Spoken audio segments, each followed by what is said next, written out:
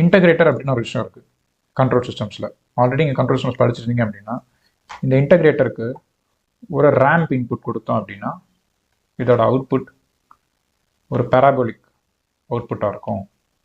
அதுவே இதுக்கு ஒரு கான்ஸ்டன்ட் அல்லது ஸ்டெப் இன்புட் கொடுத்தோம் அப்படின்னா இதோடைய அவுட்புட் ரேம்பாக இருக்கும் அப்படின்னு நம்ம படிச்சிருக்கோம். அதாவது கான்ஸ்டன்ட்டாக கே அப்படின்னு ஒரு இன்புட் கொடுத்தா அவுட்புட் கேஎக்ஸ் அப்படின்னு இருக்கும். இதுவே இன்புட்டை கேஎக்ஸ் அப்படின்னு கொடுத்தா அவுட்புட் கேஎக்ஸ் ஸ்கொயர் பை 2 அப்படின்னு இருக்கும் அப்படின்னு நம்ம படிச்சிருக்கோம். ஆனால் இது எப்படி அப்படிங்கிறத தான் இந்த வீடியோவில் பார்க்க போகிறோம். இப்போ என்கிட்ட ஒரு இன்டகிரேட்டர் இருக்குது. நான் இதுக்கு ஒரு இன்புட் தரப்போகிறேன். அந்த இன்புட் சிக்னல் எப்படி இருக்கும் அப்படிங்கிறது இந்த கிராஃபில் வரைய போகிறேன். அது மாதிரி இதோட அவுட்புட் எப்படி இருக்கும் அப்படிங்கிறது இந்த கிராஃபில் வரைய போகிறேன். ஃபர்ஸ்ட் நம்ம இதுக்கு ஒரு கான்ஸ்டன்ட் இன்புட் தரப்போகிறோம் அல்லது ஸ்டெப் இன்புட் தரப்போகிறோம். ஸ்டெப் இன்புட்டோட வேல்யூ 1 இருக்கும் போது அதனால் அது யூனிட் ஸ்டெப். இப்போது இதுதான் அந்த ஸ்டெப் இன்புட் அப்படின்னு வச்சுக்கோங்க. என்னோட எக்ஸ் ஆக்சிஸில் டைம் இருக்குது, அது வந்து செகண்ட்ஸில் இருக்குது அப்படின்னு வச்சுப்போம். ஒய் ஆக்சிஸில் ஆம்ப்ளிடியூட் இருக்குது, அதாவது இன்புட் சிக்னலோடைய ஆம்ப்ளிடியூட் இருக்குது. சரி, இப்போ முதல் செகண்ட் அது வரைக்கும் என்னுடைய இன்புட் எப்படி இருக்குது? கான்ஸ்டண்ட்டாக இருக்குது. என்னுடைய இன்டகிரேட்டர் என்ன பண்ணணும்னா, நான் அதுக்கு என்ன இன்புட் தரனோ அந்த கருவை எடுத்துக்கிட்டு இந்த கருவுக்கு கீழே இருக்கிற ஏரியாவை கம்ப்ளீட் பண்ணி எனக்கு அவுட்புட்டில் தரும். அதுதான் இன்டகிரேட்டர் பண்ணுற விஷயம். இப்போ இதான் என்னோட கர்வ். இந்த கர்வுக்கு கீழே இருக்கிற ஏரியா என்ன அப்படின்னா எவ்வளோ? 1 × 1, ஸோ 1 ஸ்கொயர் யூனிட். இப்போ இந்த ஏரியாவோட வேல்யூ 1, அதனால் இந்த முதல் செகண்டில் அவுட்புட் 1 அப்படின்னு சொல்லுவோம். அப்போ நான் இந்த இடத்துல என்ன பண்ணுறேன்? எக்ஸ் ஆக்சிஸில் டைம் எடுத்துக்கிறேன், ஒய் ஆக்சிஸில் ஏரியாவை எடுத்துக்கிறேன். யூனிட் எவ்வளோ? ஸ்கொயர் யூனிட்ஸில் இருக்குது. இதுதான் என்னுடைய ஏரியா. இப்போ இந்த இன்புட் சிக்னல் அப்படியே திரும்ப கான்ஸ்டண்ட்டாகவே இருக்குது. செகண்ட் வரைக்கும் கான்ஸ்டண்ட்டாகவே இருக்குது. இப்போ கான்ஸ்டண்ட்டாகவே இவ்வளோ தூரத்துக்கு இருக்குது. இப்போ என்னோட இன்டகிரேட்டர் என்ன பண்ணும்? டோட்டல் கர்வ் எடுத்துக்கும், அந்த கர்வுக்கு கீழே இருக்கிற ஏரியாவை, இந்த ஏரியாவை கம்ப்யூட் பண்ணி எனக்கு அவுட்புட்டில் தரும். அதனால் இந்த டோட்டல் ஏரியாவை கம்ப்யூட் பண்ணிங்கன்னா 2 × 1 length into breadth but of 2. அதனால் இந்த 2 இங்கே பிளாட் பண்ண போகிறோம். ரெண்டாவது செகண்டில் ஏரியாவோட வேல்யூ 2. இப்போ இந்த இன்புட் இன்னும் 3வது செகண்ட் வரைக்கும் அப்படியே கான்ஸ்டன்ட்லேயே இருக்குன்னு வச்சுக்கோங்க. 3வது செகண்ட் வரைக்கும் அப்படியே கான்ஸ்டன்ட்லேயே இருக்குன்னு வச்சுக்கோங்க. இப்போ டோட்டல் கர்வ் இது. இந்த டோட்டல் கர்வுக்கு கீழே இருக்கிற ஏரியாவை கம்ப்ளீட் பண்ணி தரும். ஸோ 3 × 1 3, அதாவது 3வது செகண்டில் என்னோட ஏரியாவோட வேல்யூ 3. இப்போ நான் இன்புட்டில் என்ன தரேன்? கான்ஸ்டன்ட். அவுட்புட்டில் எனக்கு என்ன வருது? ரேம்ப். இதில் நம்ம என்ன கற்றுக்கணும்னா, இப்படி தான் கான்ஸ்டன்ட் சிக்னல் ரேம்பாக மாறுது. இந்த ஏரியா அப்படிங்கிறது ஒன்றும் கிடையாது, இதுதான் இன்டகிரேட்டரோட அவுட்புட். இன்டகிரேட்டரோடைய அவுட்புட். ஸோ இதுதான் இன்டகிரேட்டரோட இன்புட். இந்த கர்வ் இன்டகிரேட்டரோட அவுட்புட். இப்போது நமக்கு எப்படி ஒரு கான்ஸ்டன்ட் சிக்னலை கொடுத்தா ரேம்ப் அவுட்புட் வருது அப்படிங்கிறது தெளிவாக புரிஞ்சிருக்கும். இன்னொரு எக்ஸாம்பிள், சப்போஸ் நான் இன்புட்டை ரேம்பாக தரேன்னு வச்சுக்கோங்க. இதே மாதிரி விஷயம் தான் நடக்கும். இப்போ இதுதான் என்னோடய இன்புட். இந்த இன்புட் முதல் செகண்டில் அதே மாதிரி தான் இங்கேயும் டைம் எக்ஸ் ஆக்சிஸில் செகண்ட்ஸில் இருக்க போது, இன்புட் ஆம்ப்ளிடியூட் ஒய் ஆக்சிஸில் இருக்க போது, இந்த இடத்துல டைமை பிளாட் பண்ணுறோம், இங்கே ஏரியாவை பிளாட் பண்ணுறோம். முதல் செகண்டில் ரேம்ப் சிக்னல் கொடுக்கறதுனால சிக்னலோட வேல்யூ எவ்வளோ இருக்கும்? 1 இருக்கும். 0லேருந்து இப்படி மேலே இருக்கும். ரைட்டு. இப்போது இதுதான் என்னுடைய கர்வ்.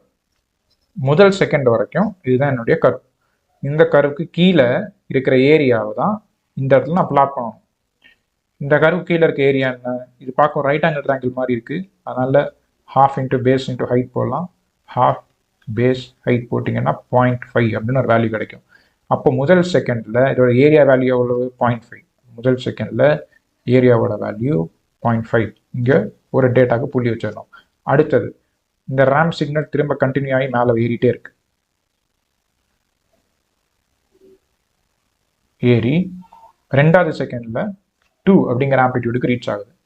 இப்போ என்னுடைய டோட்டல் கர்வ் எது? இங்கே இருந்து இவ்வளோ தூரம் இருக்குல்ல, இதுதான் என்னோட டோட்டல் கர்வ். அதுக்கு கீழே இருக்கிற ஏரியாவை கம்ப்ளீட் பண்ணணும். அதே மாதிரி ஹாஃப் பேஸ் ஹைட் போட்டிங்கன்னா வேல்யூ 2 அப்படின்னு வரும். அப்போது ரெண்டாவது செகண்டில் என்னுடைய வேல்யூ எவ்வளோ? 2. ரெண்டாவது செகண்டில் என்னுடைய வேல்யூ 2. இப்போ மூணாவது செகண்ட் அதே மாதிரி ரேம்ப் மேலே ஏறிட்டே போகுது. மூணாவது செகண்ட் வரும். மூணாவது செகண்டில் டோட்டல் கர்வ் இதுக்கு கீழே இருக்கிற ஏரியா ஹாஃப் இன்ட்டு இந்த டோட்டல் ரெக்டாங்கிளோட ஏரியா தான் இது கீழே இருக்க area, half into base into height போட்டால் 9/2 அல்லது 4.5 அப்படின்னு ஒரு வேல்யூ கிடைக்கும். இப்போ மூணாவது செகண்டில் என்னுடைய வேல்யூ 4.5. இப்போ இது எல்லாத்தையும் இப்படி ஜாயின் பண்ண அப்படின்னா எனக்கு என்ன கிடைக்குது? ஒரு பேராபோலா கிடைக்குது. நான் உள்ள என்ன தரேன்? இன்புட்டா ரேம்ப் சிக்னல் தரேன். ஸோ இப்படி தான் எனக்கு ரேம்ப் சிக்னல் கொடுத்தா பேராபோலிக் அவுட்புட் வெளியில் வருது. அதே மாதிரி இங்கேயும் ஏரியா ஸ்கொயர் யூனிட்ஸில் இருக்கு. ரைட். இது ஒரு இன்டகிரேட்டர் எப்படி ஃபங்க்ஷன் ஆகுது அப்படிங்கிறதுடைய எக்ஸ்பிளனேஷன். இப்போ இந்த இன்டகிரேட்டரை நான் பல விதமாக ரியலைஸ் பண்ணலாம் ரியல் வேர்ல்டில். ஒரு சிம்பிள் வே ஆஃப் ரியலைசேஷன் என்ன அப்படின்னு சொல்லி பார்த்தா, ஒரு சிம்பிளான கெப்பாசிட்டர் இருக்கு. இதுதான் என்னோட கெப்பாசிட்டர். இந்த கெப்பாசிட்டரை நான் ஒரு கரண்ட் சோர்ஸை வச்சு சார்ஜ் பண்ணுறேன்னு வச்சுக்கோங்க. இதுதான் என்னுடைய கரண்ட் சோர்ஸ். இந்த கரண்ட் சோர்ஸை வச்சு இந்த கெப்பாசிட்டரை சார்ஜ் பண்ணுறேன் அப்படின்னா, இந்த கரண்ட் சோர்ஸை கரண்ட்டை தள்ளிட்டு இருக்கும், போய் இந்த இடத்துல சார்ஜை ஃபுல்லாக அப்படி அக்யூமுலேட் பண்ணிடும். அக்யூமுலேட் பண்ணிக்கிட்டே இருக்கும். அதுதான் கரண்ட் சோர்ஸ்.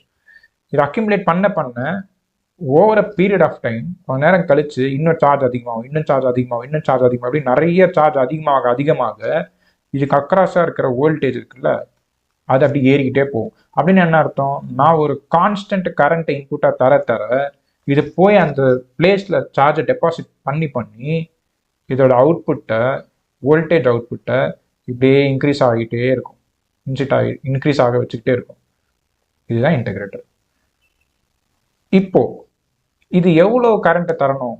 1 ஆம்பியர் கரண்ட்டை தரணுமா, 0.5 ஆம்பியர் கரண்ட்டை தரணுமா, இல்லை 0.4735 ஆம்பியர் கரண்ட்டை தரணுமா அப்படிங்கிறத நான் ஏதோ ஒரு ஃபேக்டரை வச்சு கண்ட்ரோல் பண்ணுறேன்னா, இதுக்கு அக்ராஸாக இருக்கிற வோல்டேஜ் அந்த ஃபேக்டரை பொறுத்து இருக்கும்.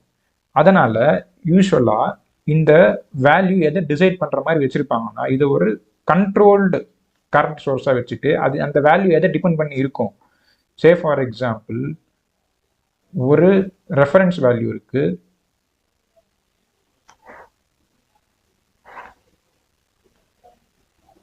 ஒரு ஆக்சுவல் வேல்யூ இருக்குது அப்படின்னு ஒரு சினாரியோ எடுத்துக்கோங்க. அந்த சினாரியோவில் இதுதான் ரெஃபரன்ஸ் வேல்யூ, இதுதான் ஆக்சுவல் வேல்யூ. இப்போ இது ரெஃபரன்ஸுக்கும் ஆக்சுவலுக்கும் இருக்கிற டிஃபரன்ஸை பொறுத்து தான் இந்த வேல்யூ டிபெண்டாக இருக்கணும் அப்படின்னு நான் சொல்கிறேன்னா, அப்போது இந்த ஆக்சுவல் வேல்யூ தான் என்ன பண்ணுது? ரெஃபரன்ஸ்ன்றது ஃபிக்ஸட் தான், ரெஃபரன்ஸ்ன்றது எப்பயும் ஒரே ரெஃபரன்ஸ் தான் இருக்கும். அப்போ இந்த ஆக்சுவல் வேல்யூ தான் என்ன பண்ணுது? இந்த கரண்ட் எவ்வளோங்கிறத டிசைட் பண்ணுது, இந்த கெப்பாசிட்டருக்கு அக்ராஸாக இருக்க வோல்டேஜ் எவ்வளோ அப்படிங்கிறத டிசைட் பண்ணுது. இந்த பிரின்சிபலில் இந்த காம்பனண்ட்டை தான் நம்ம ஆல்ரெடி முன்னாடி வீடியோவில் அந்த அனலாக் கண்ட்ரோல் கான்செப்டை பார்க்கும்போது இதை ஒரு போர்ஷனாக படித்தோம்.